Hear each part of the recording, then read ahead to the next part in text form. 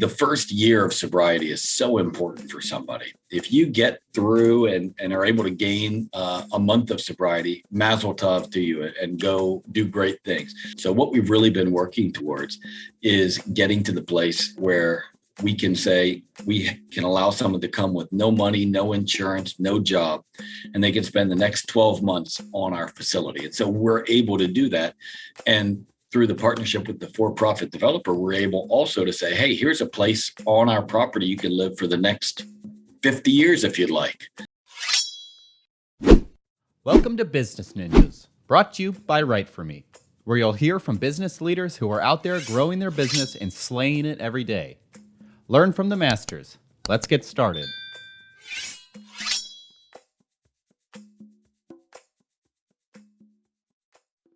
Hi, and welcome to another episode of Business Ninjas. I'm here today with Mark Lasko, Executive Director of Samaritan Recovery Community in Nashville, Tennessee. How are you doing today, Mark?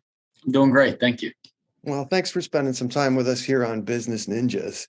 Please tell us a little bit about yourself and about Samaritan Recovery Community. Sure. So I am Dr. Mark Lasko. I have been in healthcare management for all of my career, which is going on 19 years now. Really enjoy it. I've largely been in the for-profit world, and over the last year moved into the not-for-profit world where it's a little more mission-minded. I've really enjoyed that a lot. That has brought me to Samaritan Recovery Community. We are Tennessee's oldest licensed substance abuse treatment center, going on our 59th year. In 2023, we generally provide care for the indigent, so those who are below the federal poverty line, and we provide that on a sliding scale. Although the vast majority of our patients don't actually pay anything, and we use state grants and philanthropy to be able to address those needs and be able to provide the best services possible. I'm sorry, what year did you say that the community was established? 1964. Wow. So 59 years ago. Excellent. And I know in a previous conversation, we talked about how you are expanding as we speak. Yes. Can you speak to that a little bit? Sure. We are expanding. The need for substance abuse treatment, as you're probably well aware, has never been greater.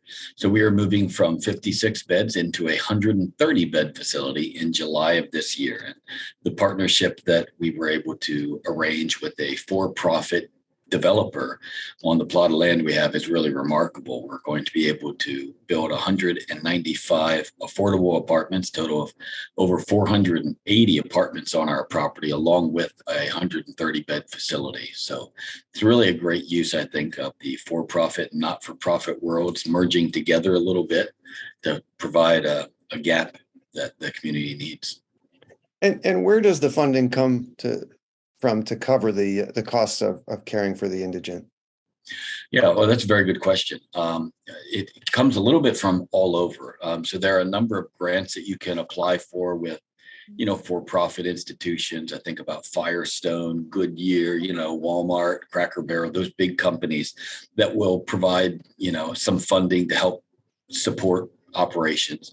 But largely the state of Tennessee is where we get ours. We're located here in Nashville, Tennessee. So the state of Tennessee gives us grant money that we can then allocate and hold in our coffers for such a time that someone comes that doesn't have it. We can dip into those coffers and pay for their treatment. So we generally zero out, which means we spend everything that the state gives us every single year. And honestly, what we end up doing is in the last month of every fiscal year, the majority of services we provide are free services. There's no money to reimburse us. Okay. I know in a previous conversation, I understood a little more of the plan in terms of the renting out of the space and the apartments. Could you speak to that a little bit? Oh, sure. Yes. For the new, what we're planning to do in July. Yeah, it's going to be a lot different. So yes, we did create 99-year lease agreement so that we are leasing out. We own a full city block in downtown Nashville. And so we're leasing out the majority of our space, what is about 4.5 acres of land to the for-profit developers. So they are going to be building our 71,000 square foot 130 bed facility at no cost to us. Wow. And there is a cost to us. The cost is we're giving up the use of our 4.5 acres for the next 99 years, but no out-of-pocket cost for us, which is just huge. And so that's covering the entirety of the building. That's a brilliant plan. I mean, it's win, win, win. And on the other end of the equation, of those apartments you're describing, how many of them are for your patients? Yeah, we have about 45 that are going to be reserved for Samaritan graduates on a first come, first serve basis, which is really great. As I know that we've discussed previously, but I want to make a point here today. The first year of sobriety is so important for somebody. If you get through and are able to gain a month of sobriety, mazel tov to you, and go do great things. But if you can get through the first year, your chances of relapse drop off a cliff. That first year is so important. So what we've really been working towards is getting to the place where we can say, we can allow someone to come with no money, no insurance, no job, and they can spend the next 12 months on our facility. And so we're able to do that. And through the partnership with the for-profit developer, we're able also to say, hey, here's a place on our property you can live for the next 50 years if you'd like, and still be in a substance-free and a safe place. It's a brilliant plan, really. I mean, it works out for everybody, for the developer, for you, for the patients. Tell me a little bit about the community's approach to treatment. Sure. We are based on the 12-step model. So, but most people generally think of that as like the AA model, Alcoholics Anonymous. So that's what we base everything on. We are not a strict 12-step program, as some could label a strict 12-step program, which means we try to meet the patient wherever they're at. So some people will come here, we'll work them through the first 3 steps of the 12-step program. So admitting that you have a problem, admitting that you're great yourself, admitting that there's a higher power to assist you. You know, those basic steps that almost everyone has to go in to change anything, whether you want to lose 10 pounds or whether you want to stop using heroin. So we walk through the first 3 steps. And at that point, we kind of have discussions with our patients to say, what's your goal going forward? The vast majority of patients that come to us plan to do 12-step programs in the future, which is very helpful. The people who work the 12-step program for a consistent period of time are generally the people that have decades of sobriety in their life, which is wonderful. However, it's not for everybody. So for those that don't, we work and say, okay, let's put together a treatment plan that works for you without the 12-step model. And we also allow people to come in on medication-assisted treatment. So that would be like a buprenorphine or a Suboxone or even a methadone. Those are somewhat frowned upon by some in the 12-step community, but certainly not all, and certainly not by us either. We try to meet the patient where they're at. Oh, I know some people for whom Suboxone has been a lifesaver. So, no, I'm glad to hear that you have a holistic approach. They're still human beings at the end of the day, Right. and 1 + 1 does not equal 2 in this particular equation. That's for sure. Yeah. And one of the lessons that I learned from one of my professors years and years ago, he said, Mark, there's nothing you can create in this world that's going to help everybody. But no matter what you come up with, you're going to be able to find somebody that helps. So I've kind of always kept that in the back of my mind as kind of the driving force for how we treat people. You know, there's nothing we can say that's going to help everybody. The 12-step program is the most successful around. When it comes to medication-assisted treatment, Suboxone has the highest rate of success, but it's not for everybody. And so we try to meet people where they're at. One of my favorite medication-assisted treatments, and we might be going too off into the weeds, Andrew, so correct me if you need me to. One of the best, or one of my favorite types of medication-assisted treatment is something called Vivitrol. And it works very, very well. The effectiveness is very, very high. However, it has to be given as a monthly injection. So the plus side of that is someone has to inject you, a medical professional. So the risk of abusing that drug is virtually zero. That's wonderful. And if everybody could take a needle every month, I'd say just stick with that. But that's not for everybody. And we have a lot of people who come to us and say, no, using a needle reminds me of using. So I don't want to. Okay, so maybe Suboxone is better for you rather than this. So you mentioned holistic care, and that's really what I believe in very strongly. We've got to meet the patient where they're at, what will work for them in their life at this time and in their environment, and then do whatever we can to help people get into recovery, which again, that's what Samaritan's been doing for 59 years now. Excellent. I typically ask what makes you stand out from the competition. I hate to think of it as a competitive sport out there in the recovery world, but people have options for treatment. What makes Samaritan recovery community stand out? Yeah, it's really interesting that you say that, the competitive landscape in addiction, and especially in Tennessee, there really is not much of a competitive marketplace. We all help each other. The people who are thought of as our biggest competitors, when our wait list is too long, we refer them over there and they do the same to us. So it is nice that those in the addiction, field generally tend to just say what's best for the patient. And that's refreshing. However, you're right. There are still things that separate us from others. I would say that the thing that helps us the most is that our success rate is a little over triple the national average. So last year, 2022, about 69% of the patients that we surveyed 90 days after they left our facility were still clean and sober. Oh, that's and that's a high. The last time we got a national average, and this is somewhat dated, but it's the last number we have. I think it was 2019, and it was 22% was the national average. So 69 is really, really good. I would say that's what differentiates us. And I guess I'll assume your follow-up question would be why, how do we get to that level? I think it really all has to do with the fact that we are not an addiction treatment center. We're a community recovery community. Yeah. That's a big difference. And it just sounds like a difference in name, but it's much more than that. I talked to someone a couple months ago, Andrew, and told him who I was, what we were doing. And he said, I've driven by that building all my life. I always assumed it was like a nursing home.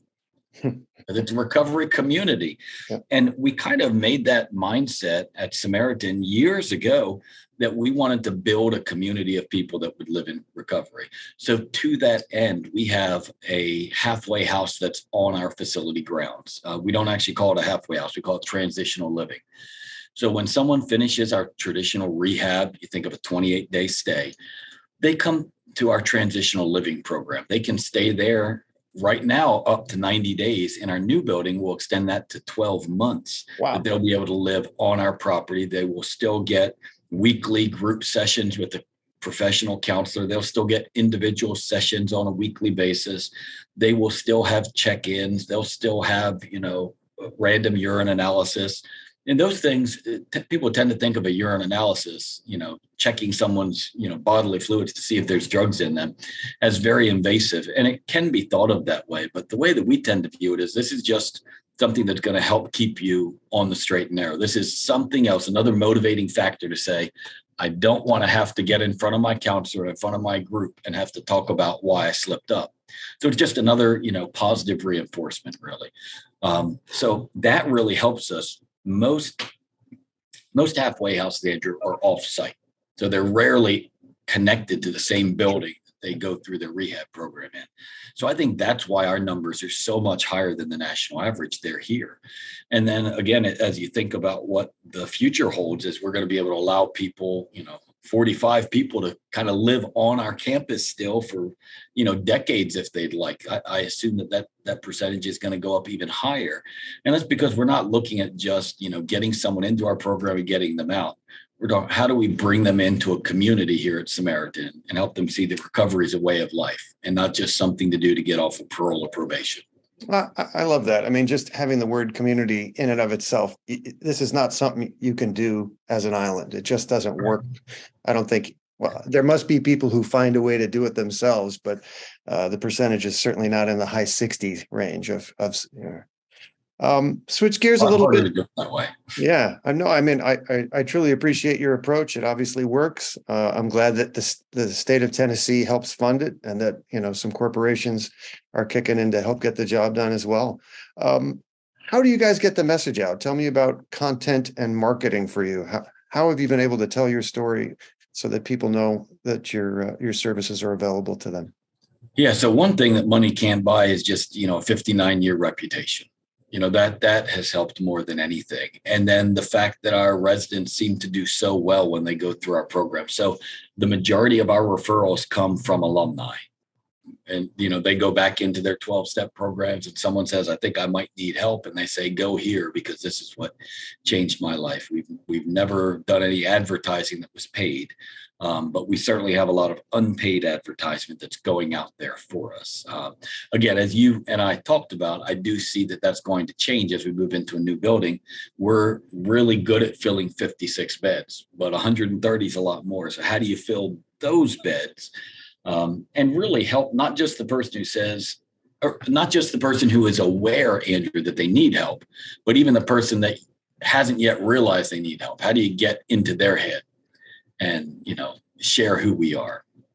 Understood. So we don't really do that. We have a social media presence, so that certainly helps. We have a website, and, I do probably 10 or 12 interviews with local media, news stations, just because they know Samaritans. They come to us if there's a crisis relating to addiction, but really very little marketing over the last 59 years. Unfortunately, in this day and age, I don't think you're going to have a problem filling 130 beds because there's a lot of people in need. And, the COVID years have hit a lot of people hard. Tell me about the last couple of years for you in terms of, I won't call it growth, but in terms of, being at capacity throughout COVID, I assume, and having to turn people away, I'm sure. Tell me about the COVID years. Yeah, very, very true. We certainly could have been at capacity the majority of time through COVID. This last year, 2022 is where we really started recovering from the COVID pandemic. But prior to that, we didn't have a single day in about a 3-year time period from when COVID was announced until 2022. We didn't have a single day where we had all of our beds filled.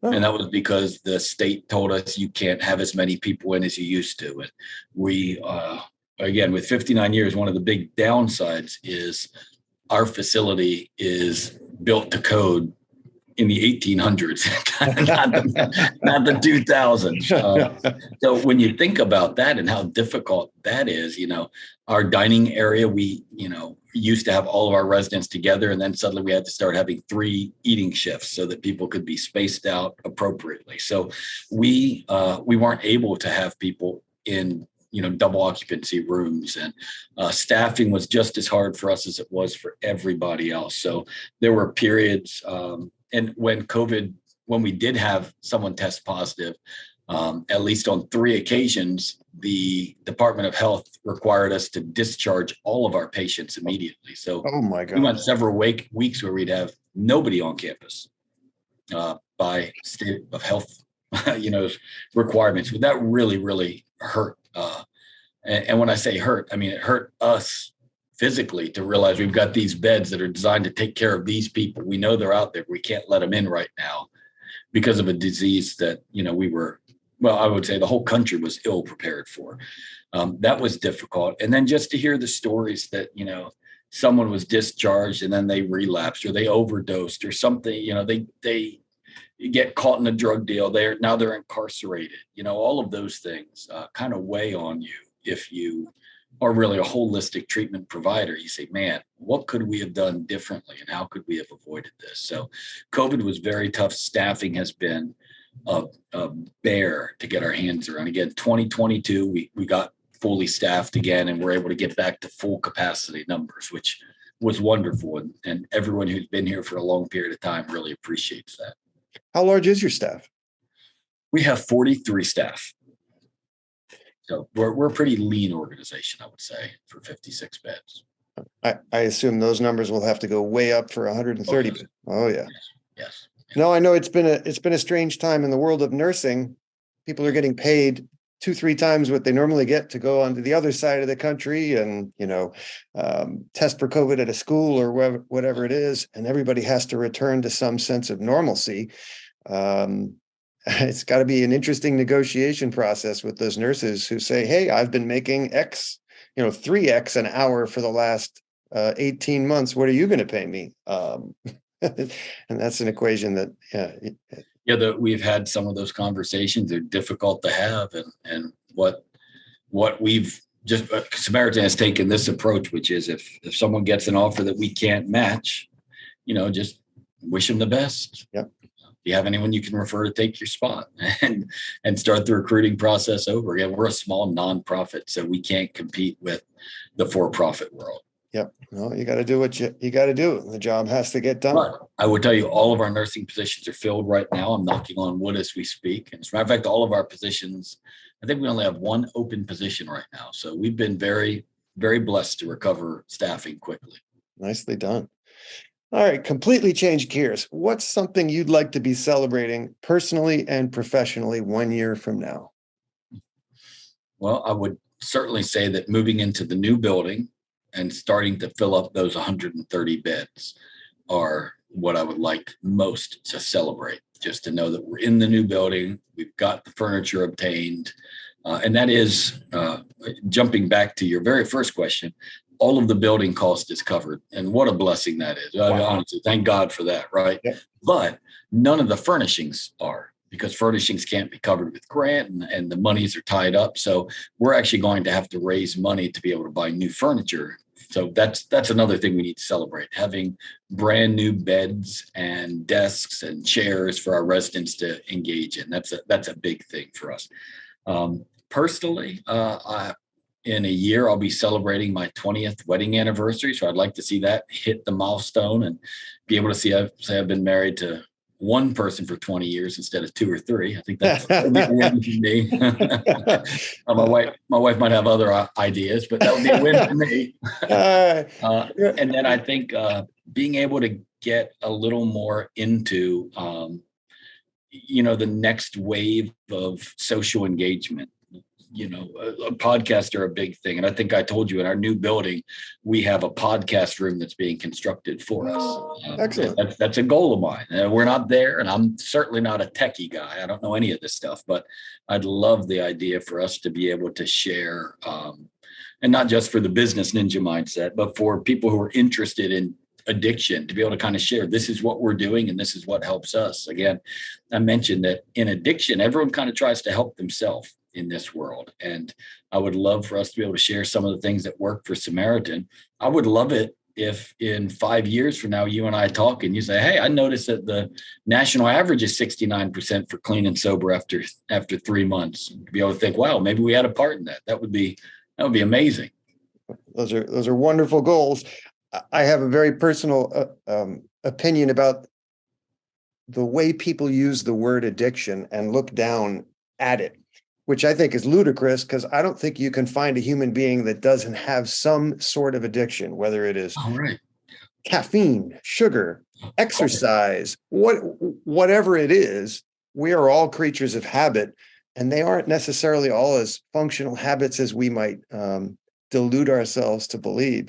So I hope that there's some sort of greater level of education and empathy towards the word in and of itself. Yes. And if I'm so 100% on board with you there. We're very simpatico, because everyone has things that you're addicted to, and addictions are not necessarily bad. And I'll show you for your benefit. You can't see the details here, but I can tell you, I've been using a binder like this for over a decade running facilities. I'm addicted to it. I have to have my days planned out. I have to have my census and what's going on, how many admissions, how many discharge, who's leaving AMA, who's leaving ASA, TLC.